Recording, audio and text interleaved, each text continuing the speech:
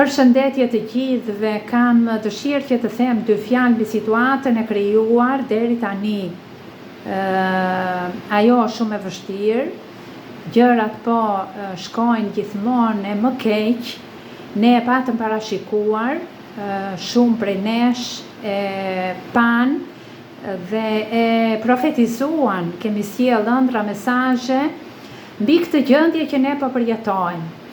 Unë që në fillim që ju Arianën e njihni, ju kam treguar dhe ju jam prezantuar për një Zot që mua më dha një detyrë për t'ju thënë shqiptarëve se ata duhet të nderojnë emrin e Zotit të tyre. Emrin e Zotit të tyre. Pra shqiptarët kanë një Zot që ata nuk e njohin. Dhe ky Zot u prezantua si Zoti i fjalës. Ne gjendemi në një situatë sot ku jemi në një luftë të tretë botërore të nisur, jo në prag, por të nisur. Gjendemi në një periudhë të quajtur kiameti, ose fundin e kohës.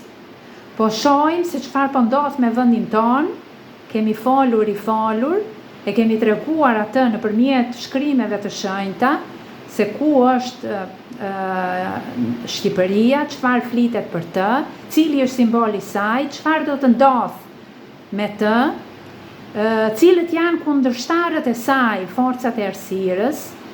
E pam që tempulli i Jeruzalemit të tretë të Satana po ndërtohet në Shqipëri, e pam që Izraeli hyri në Shqipëri, në vendin e shenjtë, e pam që Shqipëria u shit, po e shohim se çfarë po ndodh dhe si po lvizin potentët, po shohim çdo ditë si po lvizin potentët, po shohim fuqinë e tyre të zjarrit të luftës, po shohim se si po lvizin ata nëpërmjet kësaj lufte të tretë botërore, e cila është një luftë shpirtërore. E kanë thënë dhe ata vetë dhe po e thonë, është një luftë shpirtërore, ku po ndodh midis një bote digjitale dhe një bote sataniste, ku ata po lëvizin nëpërmjet fuqive të tyre të errta, të gjithë popujt i kanë brenda këtij Zoti ai, kësaj frekuencë të vdekur, mendjet lëvizin nëpërmjet saj, politikanët lëvizin nëpërmjet saj, njerëzit po marrin një identitet artificial ku po kthehen në makina dhe jo më në persona human, ku ata kanë të drejtën e tyre që të vendosin se çfarë kanë përballë, kanë të drejtën e tyre që të njohin të mirën dhe të njohin të keqen dhe ta vendosin ata vetë këtë gjë, por atyre po ju hiqet e drejta që të vendosin, po ju hiqet e drejta e mendjes, po ju hiqet e drejta e të kuptuarit, e drejta e logjikës, po ju hiqet çdo gjë, dhe unë më tepër insistoj dhe po flas për popullin shqiptar, jo për botën, por sepse gjithë secili flet për rrethin e vet. Dhe unë po flas këtu për atë çfarë na përket ne si racë, dhe çfarë jemi ne në gjendje që të kuptojmë, të bëjmë dhe të tregojmë në këtë periudhë kaq shumë të vështirë që ne gjendemi. Pra, duket sikur unë po e krahasoj me po i bëj një krahasim Shqipërisë, gjithmonë i referohem, po e bëj një krahasim sikur tamam si ajo gjendemi, si ajo anija e Titanic, që po kalon në det të hapur dhe po mbytet, po ndodhet midis këtyre icebergëve të mëdhenj, ku ajo po qellohet, gjysma e saj është mbushur me ujë tashmë sepse ajo është shitur dhe kanë hyrë ata që duhet të hynin, satanistët kanë hyrë, e kanë blerë më shumë se gjysmën e saj, dhe tani në një anë të saj gjendemi ne, populli i saj, ku po kërkon shpëtimin, po kërkon që të shpëtoj, por ai nuk gjen, nuk di portën se ku duhet të dalë, nuk di rrugën se ku duhet të shkojë në atë vështirësi shumë të madhe të kësaj anije, dhe të kërkojmë tani që të gjejmë shpëtimin se ku është shpëtimi jonë, ku e kemi ne shpëtimin. Pra më duket si ajo anija Titanic, ku një pjesë brenda saj që ndodheshin dhe pan situatën nga frika i zuri, frika e madhe dhe ata nuk po lëviznin, nuk donin që ta besonin këtë përmbytje të madhe, këtë fund të jetës tyre, këtë katastrofë që ata ishin, nuk donin ta besonin dhe mbylleshin brenda dhomave të tyre duke pirë apo duke vazhduar ato diskutimet e jetës tyre, duke bërë finta që po vazhdonin një jetë, ndërsa përreth tyre po përmbytej. Dhe duke patur disa mesazhe nga ju dhe duke lexuar se çfarë po ndodh, janë disa persona që ka zënë kjo frika e madhe dhe kërkojnë akoma paqe dhe kërkojnë akoma që të rregullojnë dhe të gjejnë një rrugë zgjidhje në këtë anije që po mbytet, që nuk ka shpëtim, sepse kjo tashmë është përplasur me këta iceberget dhe fati i saj është vetëm mbytja. Tani, sikur thash, të kërkohet që të gjendet shpëtimi dhe si do të shpëtohet prej kësaj. Nuk shpëtohet duke ndënjur në këtë anije dhe që të kërkosh paqen brenda kësaj. Më kujtohet tek filmi, tek skena e filmit, një nën me fëmijët e saj që mbyllet në atë dhomën e anijes dhe ajo vazhdonte që t'ju këndonte fëmijëve të saj një nanat dhe këngët e gjumit, që ata t'i zinte gjumi duke i kënduar nëna e tyre, ndërsa ajo e dinte që ata do të shkonin drejt vdekjes. Ndërsa disa të tjerë kërkonin ato shalupet, anijet e vogla të shpëtimit, oficerët dhe ata madhorët e kësaj anije të madhe, të cilët po kërkojnë shpëtimin dhe po nxjerrin njerëzit e tyre të pasurit, tamam ashtu sikur po ndodh, izraelitët po vinë në Shqipëri, po hynë në atë tokë për të shpëtuar aty, e kanë bler atë, kanë hipur në për ato shalupet e tyre të shpëtimit, barkat e shpëtimit, dhe nga ana tjetër janë shqiptarët që duhet që të hidhen nga anija, të hidhen të gjithë nga anija, sepse ajo nuk i mban të gjitha ta, duhet që të shpëtojnë vetëm të pasurit. Duhet që të shpëtojnë vetëm të pasurit. Dhe këtë anije e udhëheqin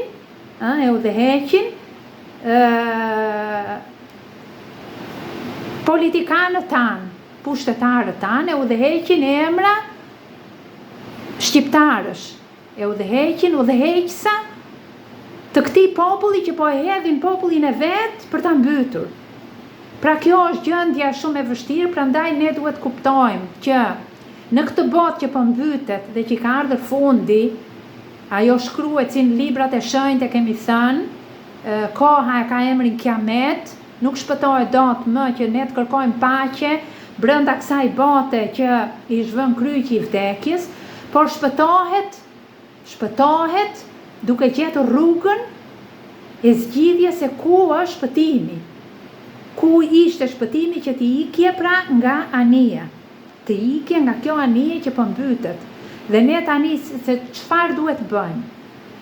Mbi gjitha duhet kuptojmë tokën shqiptare, që kam thënë rithën me mira herja, u kam treguar me simbole, ju kam sjell prova të shumta, ju kam sjell artefakte të shumta, boshtin e tokës, epirin antik që gjendet kjo linj, ky bosht lidhës qell tokë, ku është pa gravitet ajo lloj toke, prandaj po hyn Izraeli aty.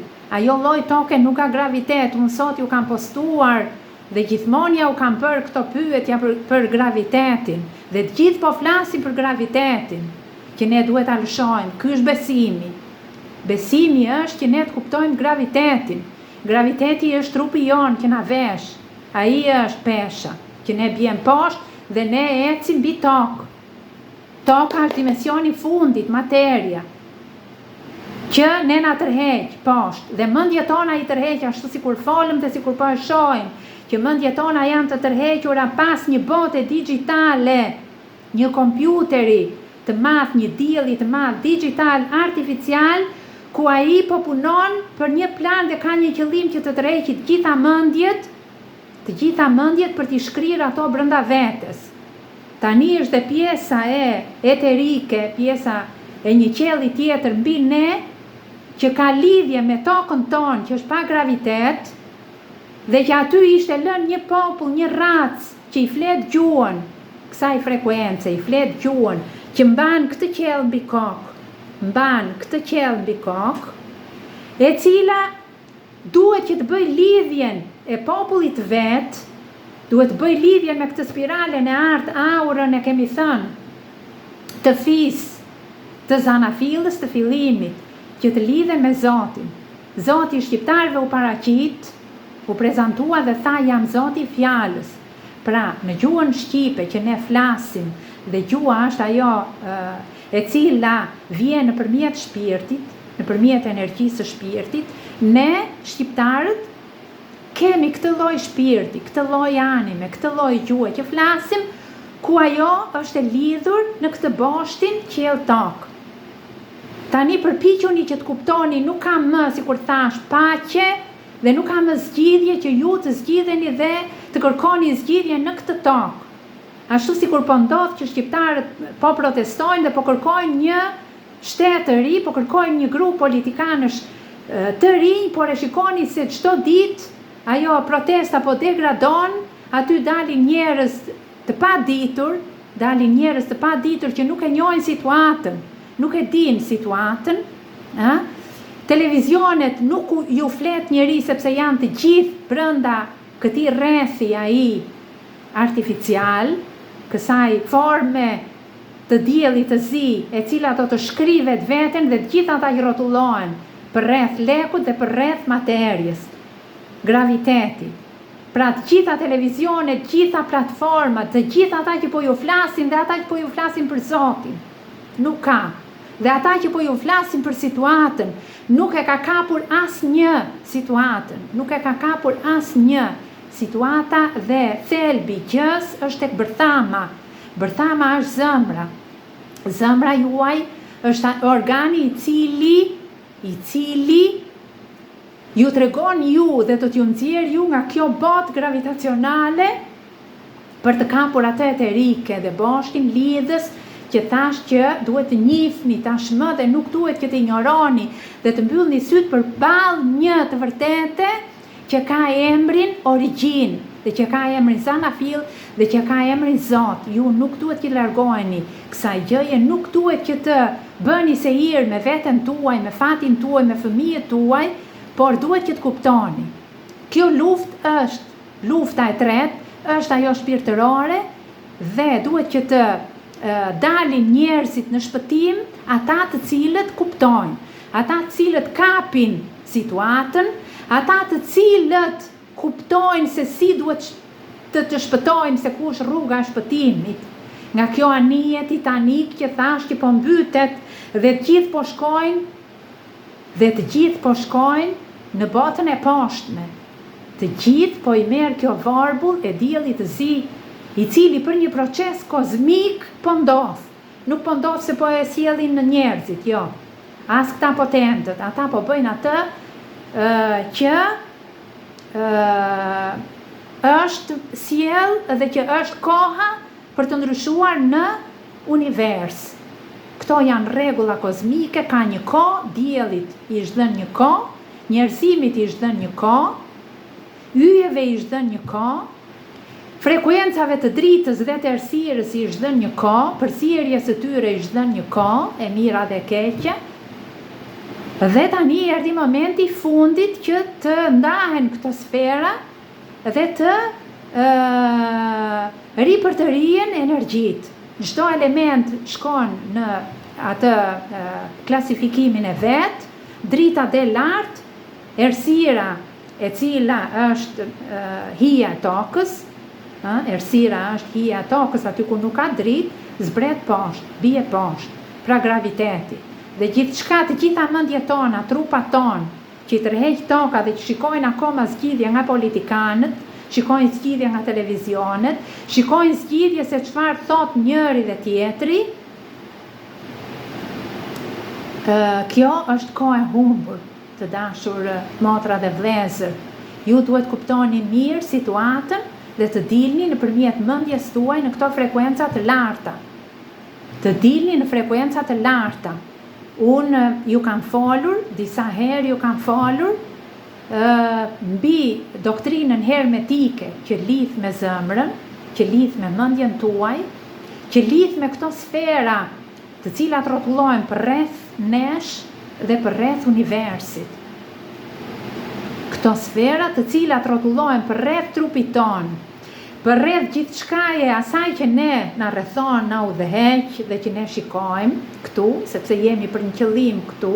Unë sot ju kam treguar një ëndër që dhe shpesh herë e shikoj këtë ëndër që jemi në shkollë dhe shkolla përfundoi, ka përfunduar mësimi. Pra ata që arritën që të kuptojnë dhe të maturojnë deri tani, të maturojnë, të kuptojnë elementet, të kuptojnë veten e tyre, se çfarë janë ata, të kuptojnë boshtin dhe rregullin e tokës, rregullin e qiellit, rregullin e yjeve dhe të ecin pas këtij rregulli, jo pas njerëzve. Kjo është mençuri, kjo është thuarsi. Të kuptosh ti veten tënde se si e bër, të kuptosh elementet që të lidhin ty, elementet e tu. Prej çfarë elementesh je bër ti? Je bër prej 5 elementesh, të cilët janë në sistem, në sistemin universal, dhe ti duhet të lidhesh me elementin më të lehtë, atë eterik që të bën ty dritë dhe të nxjerr ty në rrugën e shpëtimit. Kjo është rruga e shpëtimit. Elementi eter që ti do ta kapësh nëpërmjet zemrës, nëpërmjet syve që ti shikon se çfarë po ndodh errësira përballë teje dhe përmbytja, dhe ti duhet të dalësh nëpërmjet një spirale e cila është brenda teje. Dhe duke lëshuar ti gravitetin, duke zhveshur trupin si një rrobë që ta zhveshësh nga trupi, ta zhveshësh nga kokat e këmbët dhe ta lësh në tokë atë, dhe ti të dalësh e lehtë si me krah të një zogu duke fluturuar për atë që ne dhe quajmë shqiponja, populli shqiponjave. Ky është qëllimi. Ky është qëllimi që Zoti ne na ka dërguar në tokë si një popull i shenjtë, si një popull pranë këtij boshti që do të jetonte përherë me këtë pranë këtij boshti, do të ishte këmbët e këtij boshti që do të lidhte lart dhe poshtë, do të bënte korrespondencë dhe do të bënte ato ligje që ne i kemi folur, 7 ligjet kozmike të syrit ajna, të syrit të tretë. Pra jemi përballë kompjuterit AI artificial dhe syrit të tretë të Zotit që ti duhet kuptosh vetë, o njeri. Nuk duhet marri njeri për dore sepse nuk të shpëton dot. Ti duhet kuptosh vetë dhe të ecësh nëpërmjet spirales tënde të brendshme. Të aktivizosh ti kuptueshmërinë, të aktivizosh ti që truri jot, koka jote, është një sferë që i takon qiellit.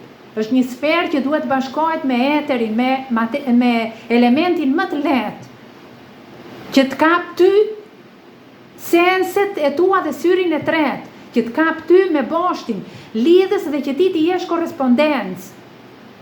Zoti i shmendje ligji i parë universal, i njëshit. Zoti i shmendje dhe ti do ta kapësh atë nëpërmjet asaj çfarë rrotullon ti tek mendja. Do ta kapësh organi që kap frekuencën e Zotit sepse është energji. Organi jot është zemra. Çfarë ke në zemër e ke të bllokuar, e ke të murosur, e ke të kalcifikuar, nuk të punon gjendra pineale për të shikuar, për të kuptuar. Shumë herë më thoni që nuk kuptojnë ty Ariana se çfarë flet. Unë ja u kam sjell me libra të shenjta, ja u kam sjell me shembuj, ju bëj pyetje për çfarë. Ja u bëj pyetje që ju të aktivizoni trurin, që ju të pyesni sepse nëse nuk pyesni se ku jeni, nëse nuk kërkoni se çfarë shkruajnë manualët, çfarë shkruajnë për ne, për të dalë ne, nuk librat e shenjta nuk janë për Zotin, për të njohur Zotin. Jo, nuk njihet Zoti nëpërmjet librave të shenjta. Është që njeriu t'i hapi ato dhe të shikojë dhe të gjej veten. E çfarë duhet marri nga njëri nga tjetri dhe derisa ai të lidhet me këtë frekuencë, derisa ai të lidhet me këtë komunikim, me këtë korrespondencë. Derisa ai që ti lidhet këtij veprimi, kësaj frekuence, ti lidhet këtij ritmi, ti lidhet këtij ritmi qellor universal. Dhe të mos ketë njëri që ta marri nevojë, që ta marri dikush në krah, ta ngrej në krah dhe hajde ti të më shpëtosh mua, ose ti tjetri do më sjellësh paqe mua, jo nuk ka paqe më toka, ka marrë fund kjo gjë. Nuk keni zgjidhje nga Edi Rama, nuk keni zgjidhje nga potentët, po shikoni që po organizohen me luftë dhe nuk bën luftë sepse do vrasin popull, jo, nuk është luftë për popull kjo. Kjo është luftë sepse toka ka vdekur dhe dielli po digjet. Po shikoni kohën, hapni sytë dhe shikoni. Kjo është luftë që popullsia duhet që të zhduket dhe ti duhet kuptosh vetë. Duhet që të kuptosh vetë, ta kapësh vetë situatën. Prandaj trupi jot dhe truri jot është bërë apostafat që ti të njohësh, të mirën dhe ti të njohësh të keqen. Mos shkoni pas shumicës, sepse shumica është vën kryqi. Nuk shpëton shumica. Do shpëtojnë ata thuhet që do të kalojnë në frymën e gjilpërës. Pra, ti pse të mos jesh ti ai që të kalosh në frymën e gjilpërës? Pse të mos e kërkoj unë këtë gjë? Pse të mos e kërkoj shpëtimin kur unë kam këtë anije që sikur thash, po mbytet dhe ti kërkoj shpëtimin. Të kërkoj shpëtimin, ku është shpëtimi? Po mbytet. Unë duhet që të marr akoma gjërat e mia se çfarë kam unë këtu për t'i shpëtuar ato. Më duhet akoma shtëpia, më duhet akoma toka. Më duhet akoma politikan, më duhen akoma të më udhëheqin, këta të tjerët jo, të dashur vëllezër dhe motra. Nuk është kjo situata. Situata është që dhe provimi yt dhe imi është që unë ta kap atë nëpërmjet linjave të mia që Zoti mi ka krijuar. Dhe unë të respektoj universin dhe të respektoj krijimin në mua që Zoti ka bërë, sepse Zoti mua nuk më ka bërë një trup që unë të jem larg tij, por më ka bërë një trup brenda vetes tij, që unë të jem e kapur në këtë frekuencë, që trupi im të kapi këtë lloj energjie, dhe unë ashtu sikur gjithë universi do të shpërbëhem dhe unë nga elementet e mi, por nuk zhduken. Sepse çdo krijesë që Zoti ka krijuar nuk zhduket. Ajo do të vazhdojë, është krijuar për të qenë përgjithmonë. Dhe populli jon, origjina shqiptare është kjo, që do të kalojë nga cikli në cikël, ajo është infinite, nuk zhduket, gjua shqipe është infinite dhe raca jon është e tilla. Prandaj kërkoni që të kuptoni me mendje, kërkoni që të përdorni inteligjencën tuaj, kërkoni të kuptoni botën se çfarë po ndodh dhe hyni në spiralen tuaj të brendshme. Kjo është më se e rëndësishme që ju të gjeni rrugën e shpëtimit.